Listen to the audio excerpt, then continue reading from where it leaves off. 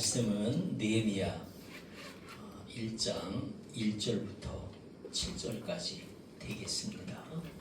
5절에 보니까 이르되 하늘의 하나님 여호와 크고 두려우신 하나님이여 주를 사랑하고 주의 계명을 지키는 자에게 언약을 지키시며 긍휼을 베푸시는 주여 간구하나이다. 이렇게 해서 지금 느헤미야가 기도를 하고 있습니다.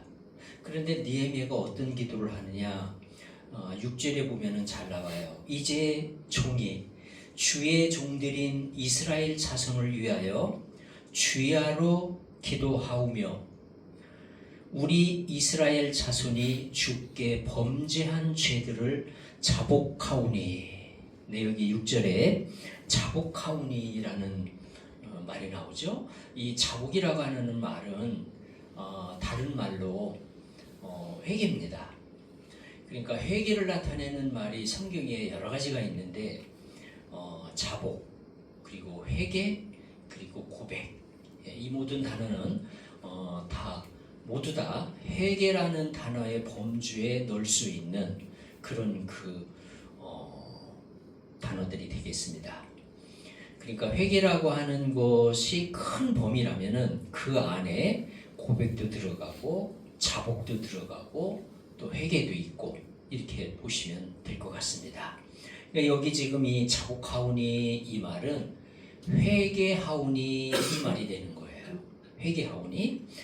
지금 느헤미야가 5절에 보니까 간구하나이다 기도를 하고 있잖아요. 그런데 6절에 보니까 회개 기도를 하고 있는 거예요. 그래서 이 제목은 느헤미야의 기도, 제목을 바꾸면 느헤미야의 회개 기도가 되는 거예요. 그래서 이 느헤미야의 그 회개 기도의 모습을 보면서 우리가 이 말씀이 우리에게 주는 이 하나님의 그 레마의 음성을 듣고자 합니다. 이 회개할 때 이 회개에는 여러 종류가 있어요. 회개를 하게 되는 종류, 회개의 종류에는 여러 종류가 있는데 처음에 소개하고 싶은 회개의 종류는 5절에 나와요. 보니까 하늘의 하나님 여호와 크고 두려우신 하나님이요. 느헤미야가 지금 하나님을 어떻게 부르냐면은 크고 두려우신 하나님이라고 고백을 하고 있어요. 크고 두려운 하나님, 그 하나님 앞에 회개하는 거예요. 그래서 첫 번째 회개의 종류는 하나님이 무서워서 회개하는 거예요. 이게 시편 7편 12절을 보면은 이게 잘 나와 있어요. 한번 같이 읽어보실까요? 사람이 회개하지 아니하면 그가 그의 칼을 가시며 그의 화를 이미 당기어 예비하셨도다. 예, 회개하지 아니하면 하나님께서 칼을 간다는 거예요. 뭐예요? 징벌한다는 거죠. 우리 하나님은 크고 두려우신 하나님, 무서운 하나님이에요. 그 무서운 하나님, 하나님이 무섭기 때문에 회개하는 거예요. 왜 회개를 하느냐? 안 하면 징벌을 받으니까. 하나님께서 칼을 갈고 있다는 거야. 여기 시편에 지금 말씀하고 있잖아요. 칼을 갈고 있어. 이런 회개는 언제 이루어지는 회개냐? 어린아이들이 양육자에게 순종할 때 보여주는 모습하고 비슷해요. 어린아이들이 그 양육자를 하면은 어머니가 될 수도 있고 아버지가 될 수도 있어요. 그 양육자의 말을 들어요. 순종해요. 그런데 되게 어릴 때는 이 양육자의 그 이야기를 심적으로 동의하고 참 내가 저 말을 들으면 축복이 임해. 내가 저 말을 지키면 나한테 좋은 일이 생겨. 이런 믿음과 지식을 갖고 순종하기보다는 어릴 때는 대체적으로 벌이 무서워서 혼날까봐 순종하는 경우가 있어요. 그런 경우 있잖아요. 우리의 성장 과정을 보면은 그런 과정을 거쳐요. 바로 이 회개는 그런 회개예요. 하나님이 무서워. 하나님이 두려워. 이거 회개 안 하면 하나님이 칼을 갈아. 그래 하나님이 징벌하시는 거야. 그게 무서워서 회개하는 거야. 그런 회개는 좋은 게 아니지 않냐. 무서워가지고 회개하는 거. 근데요, 무서워서 회개하는 것도 하나님은 기뻐하세요. 양육자가 자녀를 양육할 때 이 아이가 뭐 지적으로 동의하고 정말 흔쾌히 기쁜 마음으로 그래 내가 내 양육자의 어머니 아버지의 말을 들으면 축복받아 정말 기쁨으로 하면 좋죠. 그러나 그렇지 않고 벌이 무서워서 순종을 해도 부모님은 애들을 예뻐해요. 이 아이들이 하고 싶지 않음에도 불구하고 따라주는구나 기뻐해요.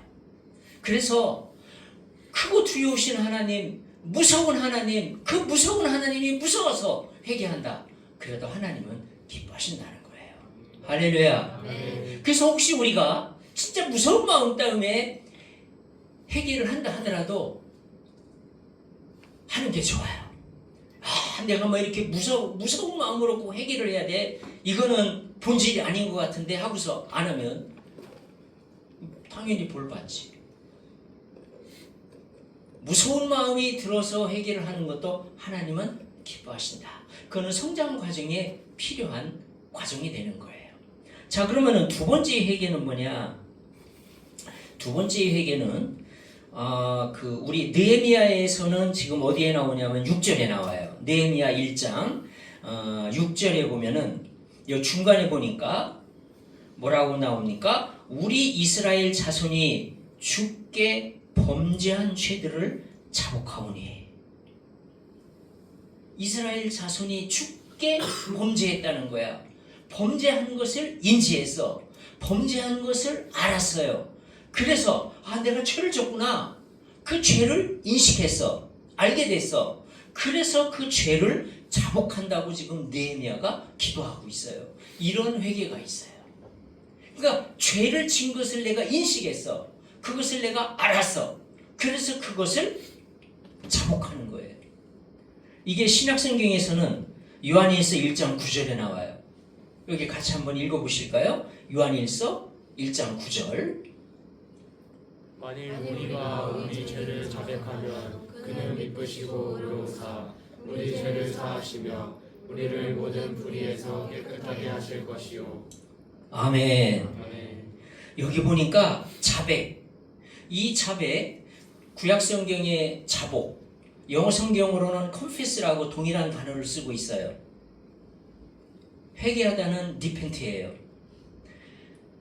자백과 자복 같은 단어를 써요. 그러니까 같은 의미라는 거죠. 그러니까 이 요한일서 1장 9절에 우리가 우리를 자백한다는 거는 내가 죄를 진 거를 인식하고 있다는 거예요. 알고 있다는 거예요.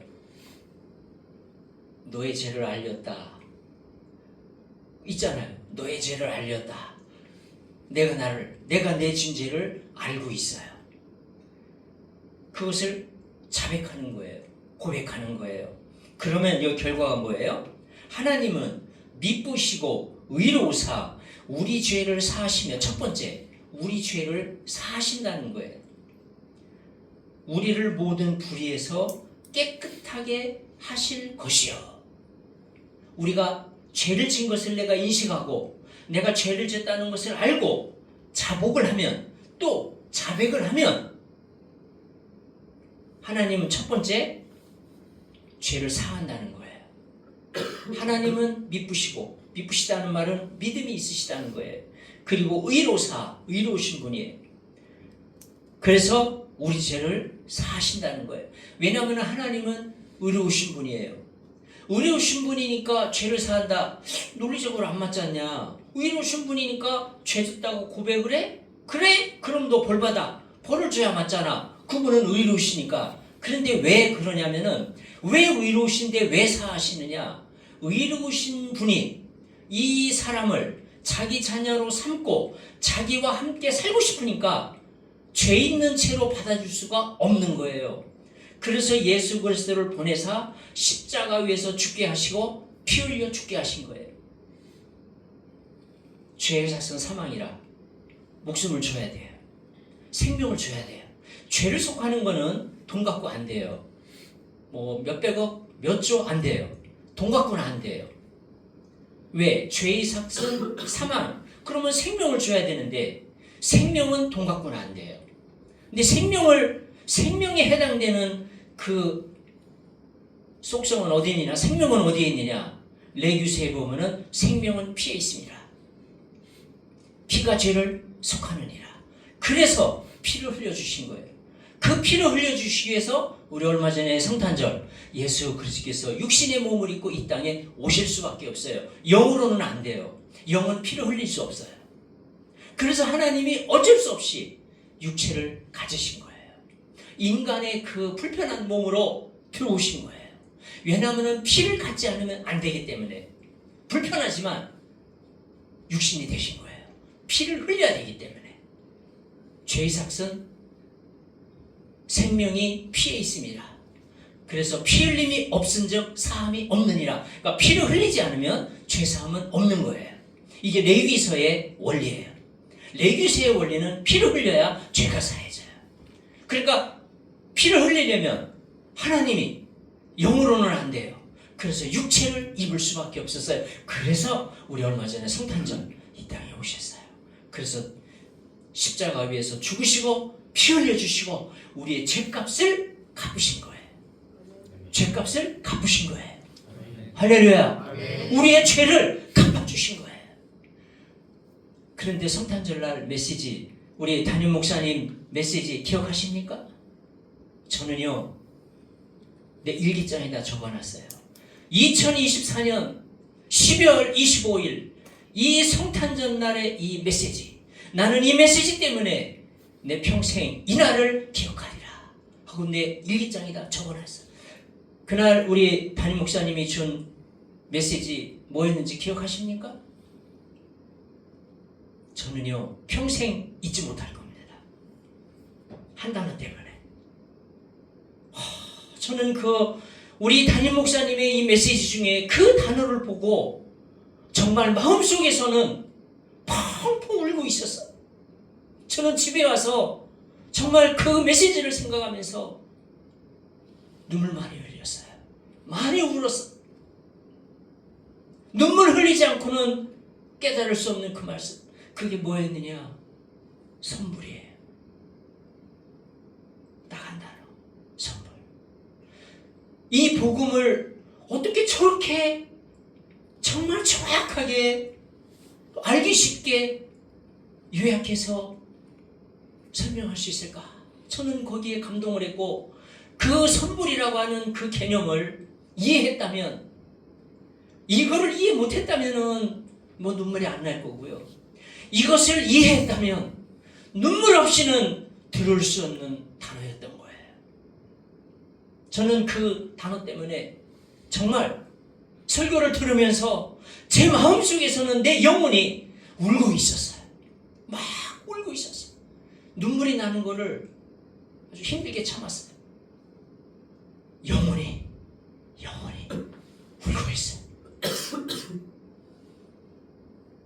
그 선물은 무슨 뜻입니까? 혹시 다 이해하셨으리라 생각해요. 다 이해하셨으리라 믿는데 혹시 조금 덜 이해가 된 부분이 있을까봐 조금 부연 설명을 하자면, 우리가 어제 죄를 짓고 자백을 했어요. 고백을 했어요. 그러면은 죄사함 받습니까? 안 받습니까?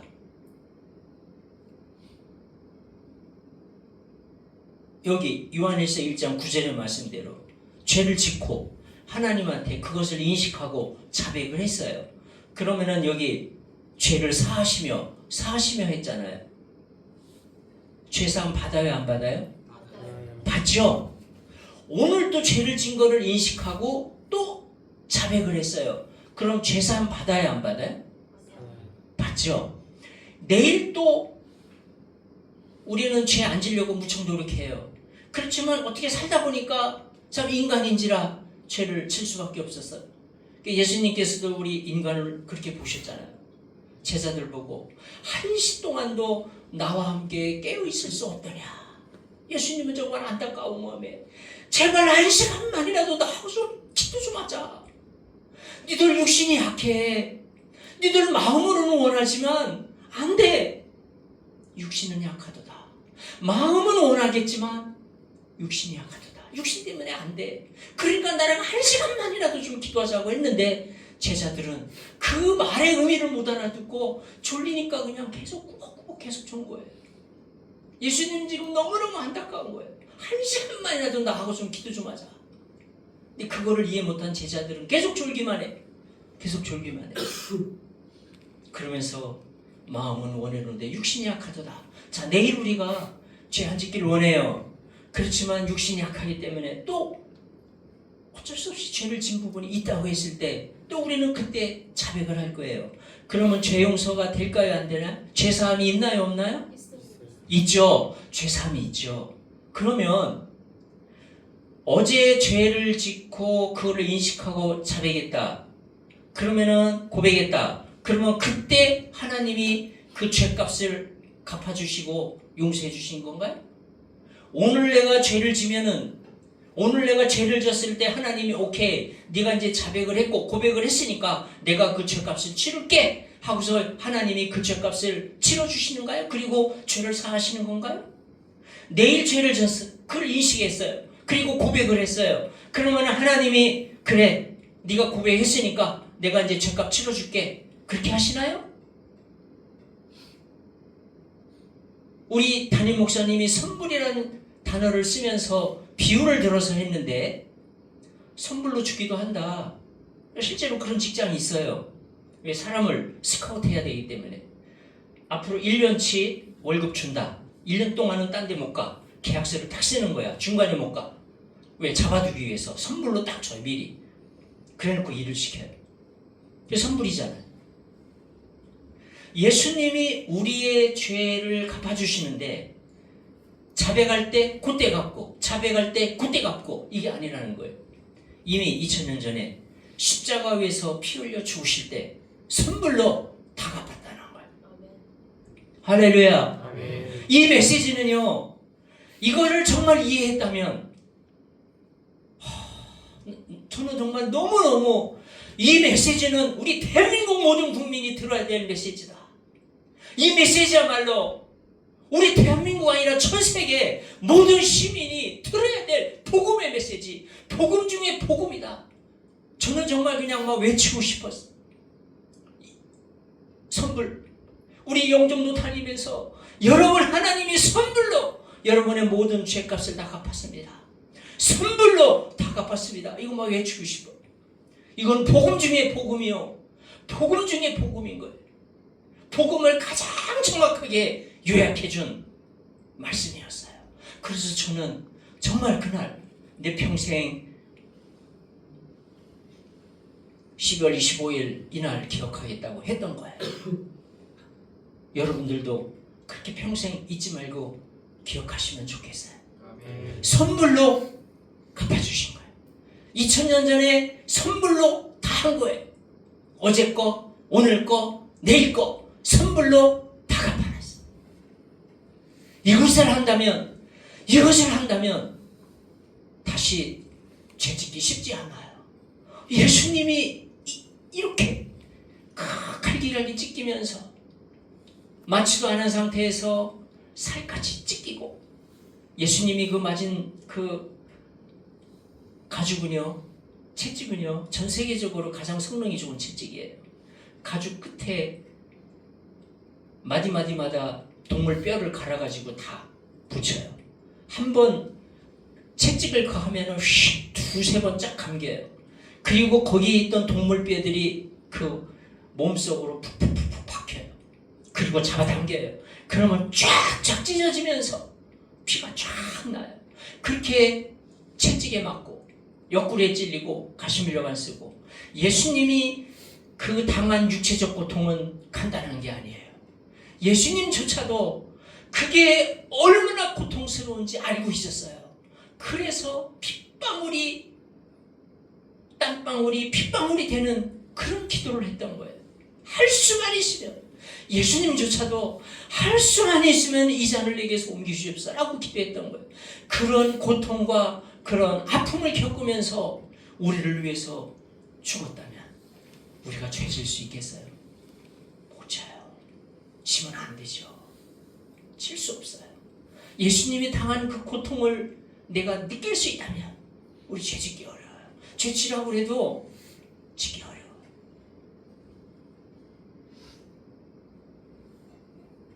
그렇지만 우리 육신이 약하기 때문에 혹시 또 넘어질 수 있고 죄를 질 수 있어요. 그런데 감사한 거는 선불로 이미 다 갚아 주셨다는 거예요. 아멘. 할렐루야. 아멘. 얼마나 감사합니까? 이거는 복음 중에 복음이에요. 저는 정말 그때 내 머리가 뻥 뚫리는 것 같았어요. 야, 우리 세계로 향하는 교회, 이 교회가 세계의 중심이 돼, 영종대의 중심이 되고 대한민국이 중심이 된다는 확신이 들었어요. 이 복음이 퍼져나가야 돼. 제가 그 부분에 대해서는 할 얘기가 너무너무 많아요. 넘어가겠어요. 저는 미쁘시고 이로사 우리 죄를 사시며 우리를 모든 불의에서 깨끗하게 하실 것이요. 근데 세 번째 회개가 있어요. 세 번째 회개는 뭐냐? 우리 느헤미야에서 이제 보게 되면은 세 번째 회개는 어떤 거냐면은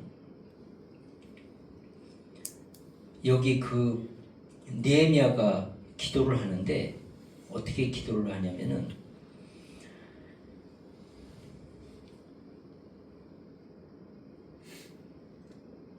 6절에 보니까 6절 끝에 6절 끝부분 한번 볼까요? 느헤미야 1장 6절 끝부분. 종의 기도를 들으시옵소서. 그 다음에 읽어주세요. 나와 내 아버지의 집이 번지하여 예, 7절까지. 주를 향하여 크게 악을 행하여 주께서 주의 종 모세에게 명령하신 계명과 율례와 규례를 지키지 아니하였나이다. 예. 이 세 번째 지금 느헤미야가 하는 기도는 회개의 기도인데 독특한 회개를 해요. 나와 내 아버지의 집이 범죄하여, 이렇게 말하고 있어요. 그러니까 여기 지금 내 아버지의 집 하니까 그럼 우리 가족들, 느헤미야가 자기 가족들의 죄를 회개했구나, 이렇게 이해할 수 있는데 아니에요. 그 자기 가족만으로 국한된 게 아니에요. 6절 처음에 보세요. 이제 종이 주의 종들인 이스라엘 자손을 위하여 주야로 기도하오며, 이스라엘 자손을 위하여 주야로 기도합니다. 그 다음에 요거는 1절부터 쭉 보게 되면은 계속해서 우리 이스라엘 전체, 우리 민족이 하나님 앞에 범죄했나이다, 그렇게 고백을 해요. 이스라엘 민족, 우리 민족 전체가 죄를 졌습니다라고 고백을 해요. 그러니까 이 느헤미야의 이 세 번째 회개의 모습은 뭐냐면은 나와 내 아버지 집인데 내 아버지뿐만 아니라 내 아버지, 그러니까 이스라엘 전체를 가리키, 이스라엘 민족 전체를 포함하는 거예요. 그런 회개를 하는 거예요. 내 죄뿐만 아니라 내 아버지의 집. 우리가 청년부를 위해서 기도할 때 우리가 만약에 혹시 하나님 앞에 회개하게 된다면 내 잘못만 내가 회개할 것만 하는 것이 아니라 우리 청년부 형제자매들의 모든 부족함, 연약함, 그리고 하나님 앞에 불순종하는 것이 있다면 그것, 혹시 또 범죄한 것이 있다면 그것, 우리 청년부 형제자매들의 그 모든 부분을 내가 대신 회개하는 것. 하나님, 우리 청년부를 불쌍히 여겨주시옵소서. 저 부족합니다. 범죄했나이다. 우리 청년부 형제자매들이 하나님 앞에 범죄했나이다. 이것을 회개하는 거예요. 같이 회개해 주는 거예요. 이걸 뭐 어떤 사람은 중보기도라고 말할 수도 있고 뭐 여러 가지 다른 단어로 표현할 수 있겠지만, 그러나 그 모든 것 떠나서 이게 느헤미야의 회개예요. 느헤미야의 회개 기도는 나와 내 아버지의 집, 우리 이스라엘 전체의 민족을 위해서 기도하고 있어요. 우리가 세계로 향하는 교회를 위해서 기도한다고 할 때, 또 우리 교회를 위해서 회개한다고 할 때 나의 죄만 회개하는 것이 아니라 우리 세계로 향하는 교회 안에 있는 모든 성도들, 이 성도들의 모든 그 잘못, 범죄한 것, 연약함, 실수, 부족한 것 회개하나이다. 함께 회개를 해주는, 우리 형제자매들의 죄는 곧 내 죄라고 인식하는 거예요. 그걸 내 죄로 인식하는 거예요. 우리 가까운 가족 사이에서는 그렇게 잘 느껴요. 나랑 언니랑 나랑 동생이랑 너무 친하다, 우리는 정말 목숨을 나눌 수 있는 그런 형제자매다 라고 한다면은 내 형제자매가, 내 가족이 지은 죄가 내가 지은 죄라고 느끼겠죠. 그런 마음이 들겠죠. 그러면서 그렇게 기도하겠죠. 예수님께서 예수님 어머니와 형제들이 와서 막 녹화하면서 당신 어머니와 형제들이 왔습니다 라고 했을 때 뭐라고 말했어요? 누가 내 어머니요 형제요 자매냐? 하나님의 말씀대로 행하는 자가 내 형제요 자매요 어머니다 라고 선언을 했어요. 예수님이 이렇게 말씀하신 거는 립서비스가 아니에요. 거기 있는 청중들한테 듣기 좋으라고, 여러분들이 내 형제요 자매요 내 어머니다, 립서비스 했다고 생각하십니까? 예수님이 거기 있는 청중들한테 누가 내 어머니요 형제요 자매인가라고 했을 때 하나님의 뜻대로 행하는 자가 형제요 자매요 내 어머니다라고 했을 때 예수님이 거기에 있는 청중들 유래해 주려고 립서비스 하기 위해서 말씀했다고 생각하십니까? 우리는 문자 그대로 그것을 믿어야 돼요. 저는 그것을 영으로 느껴요. 영적으로 느껴요. 하나님의 뜻대로 행하는 자, 그리스도 안에서 함께 그리스도를 주로 고백한 자, 그들은 육신의 형제 자매보다 더 가까운 영적으로 맺어진 가족이에요. 우리가 보통 혈연 그러잖아요. 혈연. 내 친척들, 피로 맺어진 혈연. 그 혈연보다 영은 더 진해요. 영은 피보다 진하다. 우리 그걸 알아야 돼요. 영은 피보다 진합니다. 영을 안다면, 영이 뭔지 안다면 깨닫게 돼요. 그게 만약에 느껴지지 않는다면 기도하세요. 왜 제가 이게 느껴지지 않습니까? 영이 피보다 진하다는 것을 왜 나는 느끼지 않습니까? 피가 진하다는 건 느끼는데, 내 혈연이 가깝다는 건 느끼는데 왜 영이 피보다 진하다는 게 안 느껴집니까? 기도하세요. 성령님이 깨닫게 해주실 겁니다. 더 가까워요. 이거는 립서비스가 아니에요. 예수님이 하신 이 말씀은 실제예요. 팩트예요. 팩트.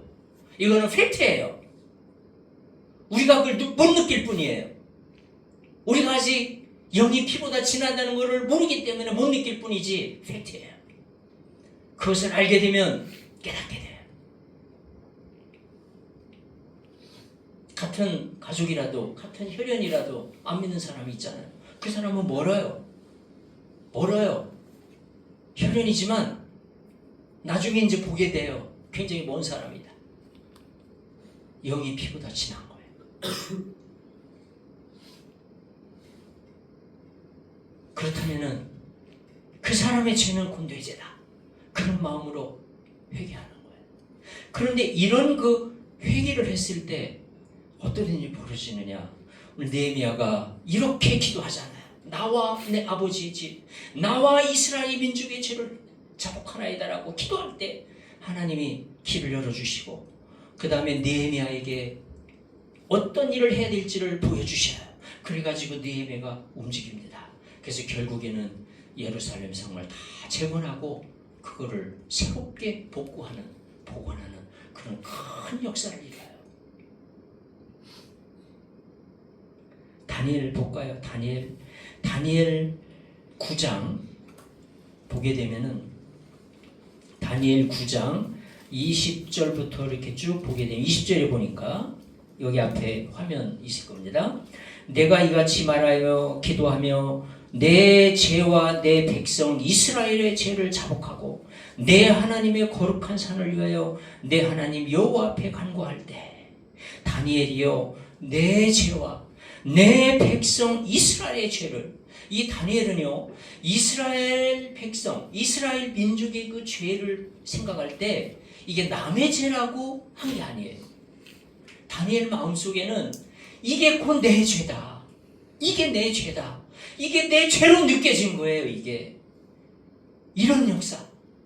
우리 청년의 공동체 안에서 우리 같은 지체 형제자매들의 그 죄가 곧 내 죄라고 하는 것이 우리 안에 영적으로 그것이 깊이 느껴질 수 있다면 정말 좋겠어요. 아멘. 그렇게 되기를 소원합니다. 아멘.